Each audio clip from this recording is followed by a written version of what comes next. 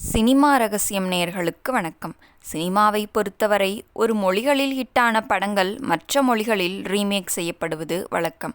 அதே சமயம் பாடல்களை பொறுத்தவரை ஒவ்வொரு மொழிக்கும் தனித்தனியாக டியூன் அமைத்து உருவாக்குவார்கள். ஆனால் ஒரிஜினல் படத்திற்கும் ரீமேக் படத்திற்கும் ஒரு இசையமைப்பாளர் என்றால் அந்த படத்தில் பயன்படுத்திய பாடல்களை அப்படியே பயன்படுத்தலாம்.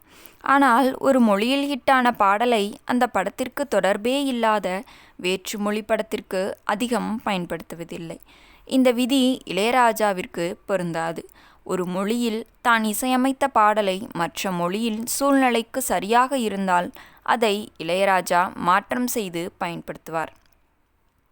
அந்த வகையில்தான் மலையாளத்தில் சூப்பர் ஹிட்டான ஒரு பாடலை தமிழில் அப்படியே டியூனை சற்று மாற்றம் தமிழ் படத்தில் பயன்படுத்தியுள்ளார். இந்த இரு படங்களுக்குமே 1984ஆம் ஆண்டு வெளியாகியுள்ளது.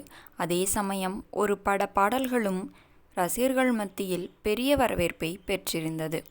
தமிழ் சினிமாவில் முன்னணி இயக்குனராக பல வெற்றி படங்களை கொடுத்த மணிரத்னம் தனது இரண்டாவது படமாக மலையாளத்தில் இயக்கிய படம்தான் உணரோ. மோகன்லால், சுகுமாரன், சபிதா, கே. நாயர் உள்ளிட்ட பலர் நடித்திருந்த இந்த படத்திற்கு இளையராஜா இசையமைத்திருந்தார். இந்த படத்தில் இடம்பெற்ற தீரம் தேடி ஓலம் பாடி என்ற பாடல்கள் ரசிகர்கள் மத்தியில் நல்ல வரவேற்பை பெற்றிருந்தது. தியாகராஜன் நடிப்பில் கடந்த 1984ஆம் ஆண்டு வெளியான படம்தான் கொம்பேரி மூக்கன். சரிதா, ஊர்வசி, செந்தாமரை உள்ளிட்ட பலர் நடித்திருந்த இந்த படத்திற்கு இளையராஜா இசையமைத்திருந்தார். படத்தின் பாடல்கள் மட்டுமில்லாமல் படமும் பெரிய வெற்றி படமாக அமைந்தது. இந்த படத்தில் இடம்பெற்ற ரோஜா ஒன்று முத்தம் கேட்கும் நேரம் என்ற பாடல் இன்றைக்கும் மெலடி பாடல்களை ரசிக்கும் ரசிகர்கள் மத்தியில் பெரிய வரவேற்பை பெற்று வருகிறது.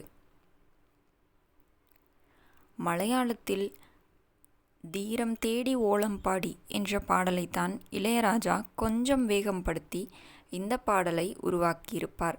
இரு பாடல்களுமே ரசிகர்கள் மத்தியில் நல்ல வரவேற்பை பெற்றிருந்தது. இந்த இரு படங்களும் 2 மாதங்கள் இடைவெளியில் ரிலீஸ் ஆனது என்பது குறிப்பிடத்தக்கது. நேயர்களே, இளையராஜா பாடல்களில் உங்களுக்கு மிகவும் பிடித்த பாடல் எது என்பதை மறக்காமல் கமெண்டில் கமெண்ட் செய்யுங்கள். அதேபோல் இந்த வீடியோ பிடித்திருந்தால் வீடியோவிற்கு ஒரு லைக் கொடுத்துவிட்டு நமது சினிமா ரகசியம் சேனலையும் சப்ஸ்கிரைப் செய்து கொள்ளுங்கள். உங்கள் ஆதரவு தான் எங்களின் பெரிய பலம்.